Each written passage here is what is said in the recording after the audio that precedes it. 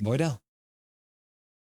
And Dustin, just before we get into it, Pink Sunglasses shows up right when we get started, donates $13.99 and just says Canucks hockey. Yep, that's Canucks hockey, baby. Borderline mathematically out of it, and got to ruin those draft chances, baby. Yeah. Who needs high draft Got to picks? ruin those lottery odds, right? You got oh man, frustrating, but also entertaining to watch. There you go. There's all the goal scoring we've been missing all bloody year. Yep. In one period. Wow. I mean, gotta love it for little DPD, young PD getting his first goal. We've been waiting a while for that one. He's had some posts and some good chances, but probably feels really good for the young guy, eh? Oh yeah, 4 rookies out there for that goal too. Derek Forbert holding down the fort as old man. So you love to see that. Linus Karlsson with a nice pass across, and DPD there sniping it top corner. You gotta love when your first goal is one like that, just a beauty off a nice passing play. Demko first shot looked a little shaky, and then totally redeemed himself with a couple big saves, and then a couple other shots that could have been an inch from finding the back of the net. But if you ask any goalie, a post is just as good as a save. It means that they took away every angle for you except the post, and the post doesn't count. So we'll take goalies love to. Yeah, exactly. 6 points from defensemen on 5 goals. You Shorty was talking about how much offense we get from our blue line, which is needed because we don't get a ton of offense from our offense. So any help we can get is welcomed.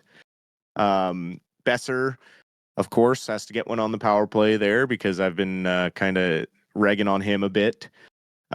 Still doesn't help his plus minus because it's a power play goal, right. but a goal's a goal. Connor Garland, Johnny on the spot for a little deflection there, and then Dakota Joshua with another nice shot to beat Dostal, which is pretty uncharacteristic for that young man to give up that many goals in a period.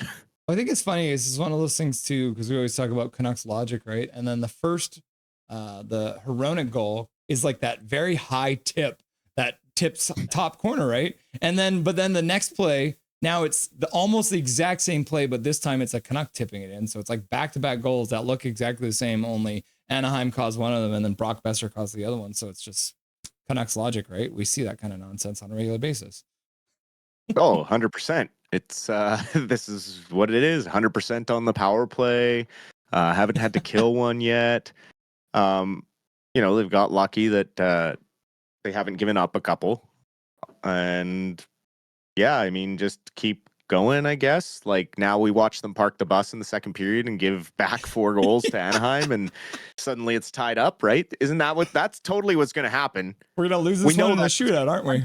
I'm saying it because I'm trying to use reverse sports god psychology. They're totally going to tie it up in the second period. Anaheim's going to get 4 goals and we're going to be like, what just happened? Yeah. And going into the third is going to be 5-5 and we're going to lose the points and we're going to be even further out of a playoff spot. And that's Canucks hockey this year, right? Well, even the Connor Garland goal, he had a guy right on him. Carlson was right there and then just didn't do anything about it. It always blows my mind because Garland's straight up. He's the smallest guy in the whole league. And Karlsson couldn't do anything to stop him from just scooping that one in. But you watch what Garland does, and he gets real wide with his feet and lowers that center of gravity, and he's cemented into the ice. He's real hard to put over because he has the leverage, I guess you could say. Yeah, that low center of gravity. I guess we'll take it. Oh man, I can't wait till this kid makes the NHL. Can have another Quinton on the team. Okay. Well, apparently we picked the wrong talking points today, but our first talking point is the Canucks are boring. And the reason I say that is because Jay Fresh is one of the best guys on Twitter, put out a post yesterday, sorry. And it's goals for and goals against at 5-on-5. And so they ranked all the different players in the league. And so then they show the chart, and I'll show you guys this. It's the the Canucks are all in the bottom, so minus offense plus defense. So we're really, really good defensively. However, that also means we're really, really not good offensively. And that's all of the forwards you can see at Danton Heinen, Brock Besser, Connor Garland. So the Canucks, essentially what this says, are boring. But the eye test would tell you that too, wouldn't it? It would, yeah. But also, that looks like an older calculation, because like I did some calculations with like Besser and stuff, given his plus minus. Like he's been on the ice for 47 5-on-5 goals against. And DeBrusk has been on the ice for 36 5-versus-5 goals against. Because they are both leading in minus on the team. Besser is a minus 24 and DeBrusk is a minus 16. So I did all the breakdowns, took out all the power play points, took out or added the shorthanded goals. So like 7 shorthanded goals against we've given up. And statistically, Besser and DeBrusk were probably both out there when those happened. Yeah. So just really, really poor two-way hockey from those two players, which has been drastically highlighted with Pettersson and Höglander out of the lineup, with the Canucks being 3-8 since PD has been injured. It shows his value away from the puck, even when he struggles offensively. It's funny because that reminds like, me. I wanted to look up what is the Canucks record without JT Miller and what's the record without PD. It'd be interesting to compare those two. Yeah, we'd have to compare. Yeah, we'll dig that up for next game. Yeah, I'm sure somewhere in Sapster's long threads of breakdowns, he's got it somewhere. We'll put it in the captain's but we'll have to have a look. Look it up. Yep. But yeah, no, they are boring. We've seen it all year, right? Yeah. There's no denying it. Well, the other one that came out today is Canucks' lack of transition game. And I'll bring this one up for everyone as well. So this comes from Hockey Psychology, who just put out a video about the Canucks the other day. So go check it out. The Vancouver's transition game in the 24-25 season, 5.1 per game, meaning they get a rush. That's 32nd in the league. And on the rush, they only have a shooting percent of 17.2%. That's 28th in the league. And then if you look over to chances in the slot, which is another big offensive metric, 803 shots from the slot, which is the 32nd in the league, so dead last. And New Jersey's number one. They've got over 1,000, so that's nearly 200 less than the first. And I mean, you see his face right here, right? Like Rick Tocchet has been talking about getting to the middle, but there's only so much talk that talking can do, and all of a sudden we're looking at a Canucks team that have two very important metrics that are last in the league under his system. Yeah. I mean, I've been talking about it all year, have I not? Yeah. Like literally since October. I've been on this about Tocchet's system and Yogi not having the experience to coach at the NHL level. And I feel like he was given the role as kind of he's going to do whatever Tocchet says in the offensive type of structure.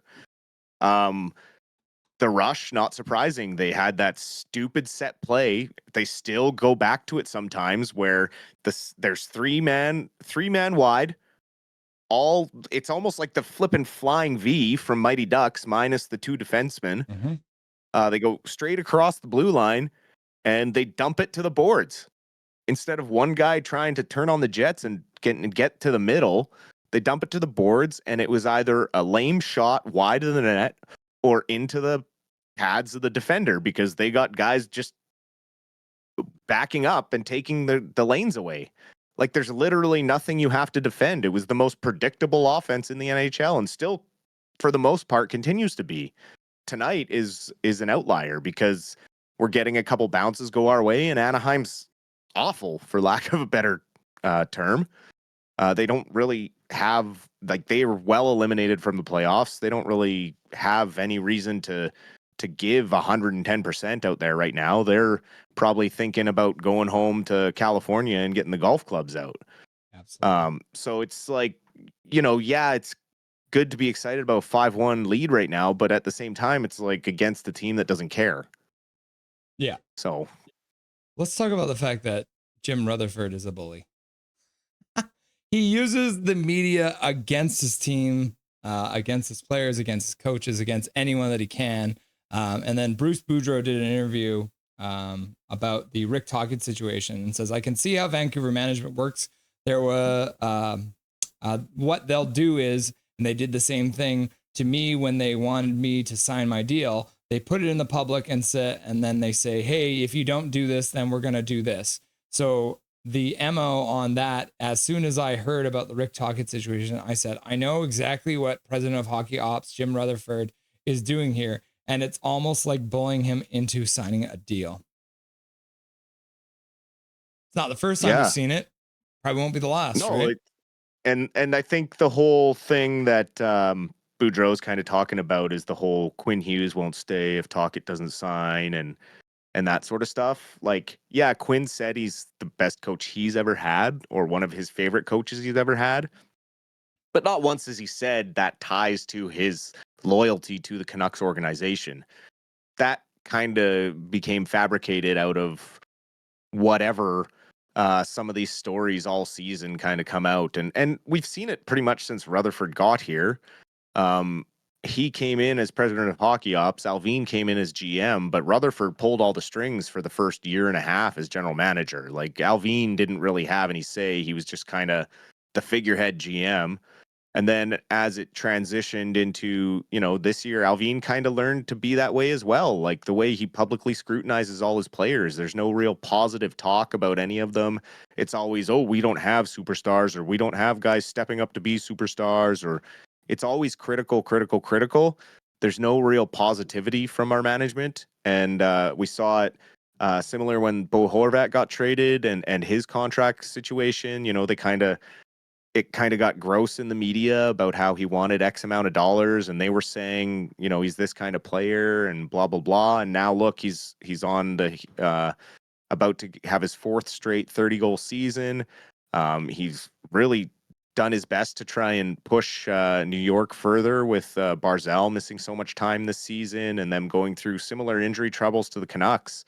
They had some big key players out for long periods of time as well, and they're still kind of fighting for that playoff spot. The East. I mean, and no one's technically been mathematically eliminated yet, not even Buffalo. So Yeah. it's kind of unfortunate that they don't have crossover teams similar to the CFL, where if you have every Western team have more points than two wildcard teams that make it in the East, maybe you should be letting some of those better teams from our side go over. But that's a conversation for another day. I honestly wouldn't. Yeah, it's a tough situation because they do have that old style mentality where they do try to bully things into happening. We're seeing it with the Besser contract. However, like, they do have a point when it comes to Besser. Like, we're seeing he doesn't have that ability to be a line driver. He's not a two-way forward, clearly. Last year he had his best plus minus because he had an offset of 41 goals scored, which he's never had before in his career, and everyone else had career years. You look at every other year for Besser, he's minus 21, minus 24, and this is with scoring 20 goals. That's just not good defensive metrics. It hasn't improved over his career, and he's just he needs other players around him to make him excel. And so for the money he's commanding, like, I can see kind of bullying him into maybe trying to sign a better deal or showing him the door. But and then also with Miller, when Miller was traded, the week or two prior, Rutherford has this secret interview with the Globe and Mail and releases this damage control a piece to protect himself, but really just throws the players and everything under the bus. And that's kind of the narcissistic control that you feel when you have someone like Jim Rutherford running your organization. And I don't know. I mean, Rick Tocchet is probably familiar with all this, knowing them back from their Penguins days. So I'm sure it's no surprise to him the way it's going to go.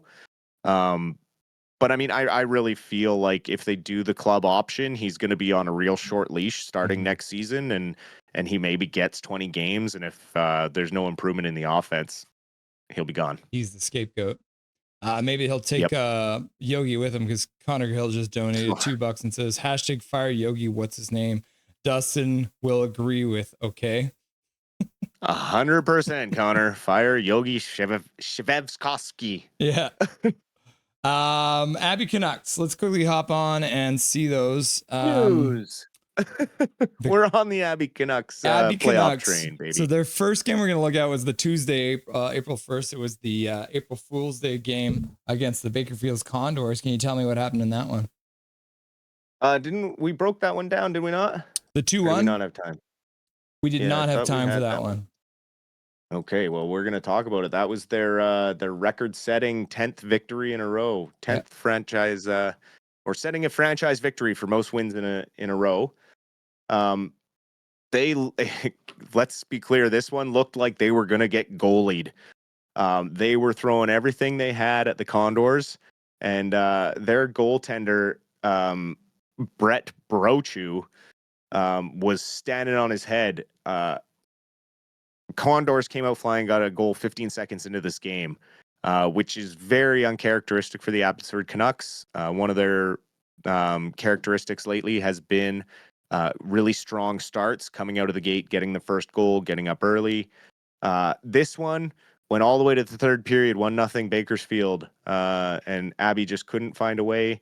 It took a power play in the third period for Tristan Nielsen to bust through the defenders, streaking up the middle, broke through the defense, and got a beautiful power play goal assisted by Kudryavtsev and Artur Shilovs.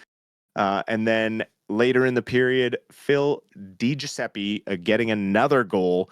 The veteran really coming through strong in this winning streak to end down the stretch in the playoff push, putting them up 2-1, and that would give them the victory over Bakersfield. Bakersfield only able to get 13 shots on net against Shilov, so really light work for him in game one. Looks like we're going to run out of time for the second game, but we can save that either for the post-game show, depending on what the timeline is, because I know you might have to run before the post-game show, but we'll see how things go. And then if not, we can pick it up and cover it for tomorrow, because Vegas is playing Vancouver tomorrow night. Yes, sounds great. Cool, Dustin. Enjoy the rest of the game. We'll talk soon. You as well. Nothing is perfect.